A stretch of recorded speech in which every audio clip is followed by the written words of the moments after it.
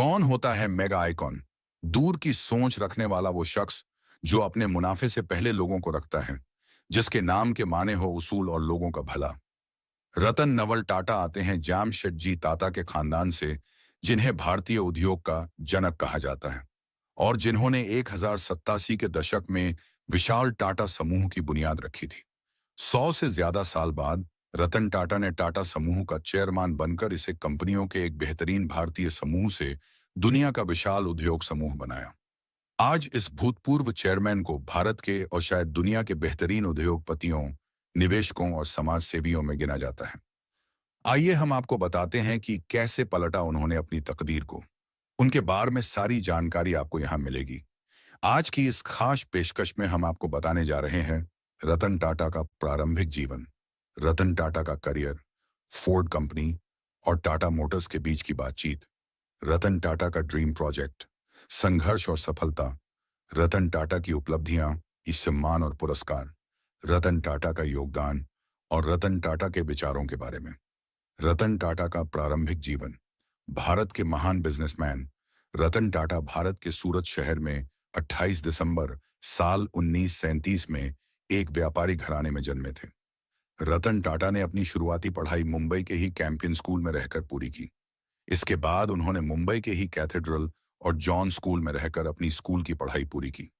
इसके बाद उन्होंने अपना बीएस वास्तुकला में स्ट्रक्चरल इंजीनियरिंग के साथ कॉर्नेल विश्वविद्यालय से 1962 में पूरा किया। तत्पश्चात उन्होंने हार्वर्ड बिजनेस स्कूल से सन 1975 में एडवांस्ड मैनेजमेंट प्रोग्राम पूरा किया। रतन टाटा के पिता नवल टाटा और माता सोनू थी। उनके माता पिता के बीच तलाक के बाद उनका पालन पोषण उनकी दादी नवाजबाई टाटा ने किया था। जब रतन 10 साल के थे और उनके छोटे भाई जिमी 7 साल के, तभी उनके माता पिता नवल और सोनू मध्य 1940 के दशक में एक दूसरे से अलग हो गए। तत्पश्चात दोनों भाइयों का पालन पोषण उनकी दादी नवजबाई टाटा द्वारा किया गया। रतन टाटा का एक सौतेला भाई भी है, जिसका नाम नोएल टाटा है। साल 1962 में रतन टाटा जी यूएसए चले गए, जहां उन्होंने न्यूयॉर्क के इथाका के कॉर्नेल यूनिवर्सिटी से स्ट्रक्चरल इंजीनियरिंग के साथ वास्तुकला में अपनी बीएस की डिग्री हासिल की और फिर वे अमेरिका के हार्वर्ड बिजनेस स्कूल में मैनेजमेंट प्रोग्राम्स की पढ़ाई के लिए चले गए। रतन टाटा का 21 साल का करियर। रतन टाटा ने अपनी पढ़ाई पूरी होने के बाद भारत लौटने से पहले कुछ समय तक लॉस एंजल्स, कैलिफोर्निया में मेन जोन्स एंड एमोन्स में काम किया और फिर एमबी में भी जॉब की। उन्होंने टाटा ग्रुप के साथ अपने करियर की शुरुआत सन 1961 में की। वे अपने पारिवारिक टाटा ग्रुप का हिस्सा बने और इस ग्रुप के साथ अपने करियर की शुरुआत की। शुरुआती दिनों में उन्होंने टाटा स्टील के शॉप फ्लोर पर कार्य किया। इसके बाद वे टाटा ग्रुप के और कंपनियों के साथ जुड़े। इसके साथ ही टाटा स्टील को बढ़ाने के लिए इस दौरान उन्हें जमशेदपुर भी जाना पड़ा था। बाद में उन्हें टाटा ग्रुप की कई अन्य कंपनियों के साथ जुड़ने का अवसर प्रदान हुआ। रतन टाटा को साल 1771 में राष्ट्रीय रेडियो और इलेक्ट्रॉनिक्स कंपनी नेल्को में प्रभारी निदेशक नियुक्त किया गया। उस समय इस कंपनी की आर्थिक हालत बेहद खराब थी, जिसके बाद रतन टाटा ने अपनी काबिलियत के दम पर नेल्को कंपनी को न सिर्फ नुकसान से उभारा बल्कि 20% तक हिस्सेदारी भी बढ़ा ली थी। हालांकि जब इंदिरा गांधी के सरकार ने देश में इमरजेंसी लागू कर दी, उस समय आर्थिक मंदी की वजह से काफी परेशानी उठानी पड़ी। यही नहीं, साल 1787 में टाटा को यूनियन की हड़ताल का सामना किया, जिसके चलते बाद में नेल्को कंपनी बंद करनी पड़ी। 1981 में उन्हें टाटा इंडस्ट्रीज का अध्यक्ष बनाया गया।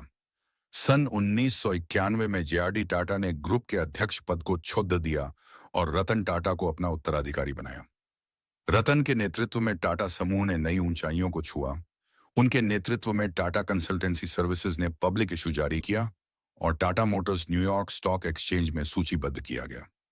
सन 1998 में टाटा मोटर्स ने पहली पूर्णतः भारतीय यात्री कार टाटा इंडिका को पेश किया। तत्पश्चात टाटा टी ने टेटली, टाटा मोटर्स ने जैगुआर लैंड रोवर और टाटा स्टील ने कोरस का अधिग्रहण किया, जिससे टाटा समूह की साख भारतीय उद्योग जगत में बहुत बढ़ी। फोर्ड कंपनी और टाटा मोटर्स के बीच की बातचीत। रतन टाटा देश का टाटा मोटर्स के मेंबर्स के साथ अपनी कंपनी बेचने का प्रस्ताव लेके फोर्ड मोटर्स के पास गए। फोर्ड मोटर्स का हेडक्वार्टर अमेरिका में है। दोनों की मीटिंग 3 घंटे चली। फोर्ड मोटर्स के chairman William clay Ford junior ने मीटिंग में कहा कि जब तुम्हें बिजनेस का कोई ज्ञान ही नहीं है तो तुमने कार को लॉन्च करने में पैसा क्यों लगाया। साथ ही साथ उन्होंने ये भी कह दिया कि हम तुम्हारी कंपनी को खरीद के तुम पे एहसान कर रहे हैं। कहते हैं ना, आगे बढ़ने के लिए एक चिंगारी ही बहुत है। विलियम क्ले जूनियर की बातें रतन टाटा को बहुत ज्यादा हर्ट की। उनकी बात नहीं पसंद की। उन्होंने कंपनी बेचने से मना किया और रातों रात अपनी टीम के साथ यूएसए से मुंबई आ गए। मुंबई आने के बाद रतन टाटा ने अपनी कंपनी को सफलता की ओर पहुंचाने के लिए दिन रात एक कर दिया। देखते ही देखते टाटा कार के बिजनेस का ग्राफ बढ़ता गया। वहीं दूसरी तरफ फोर्ड मोटर्स का ग्राफ घटता गया और सन 2008 के अंत तक बैंकरप्ट होने की कगार पे आ गया। उस समय रतन टाटा ने फोर्ड कंपनी के सामने उनकी luxury series car land rover और जागुआर को खरीदने का प्रस्ताव रखा तथा बदले में फोर्ड को अच्छा खासा दाम देने को कहा। ऐसा उन्होंने इसलिए कहा क्योंकि विलियम क्ले फोर्ड जूनियर पहले से ही कार लैंड रोवर और जैगुआर की वजह से घाटे में थे। इसके बाद डील में कार लैंड रोवर और जैगुआर 9,300 करोड़ में टाटा मोटर्स के अधीन रहेंगे।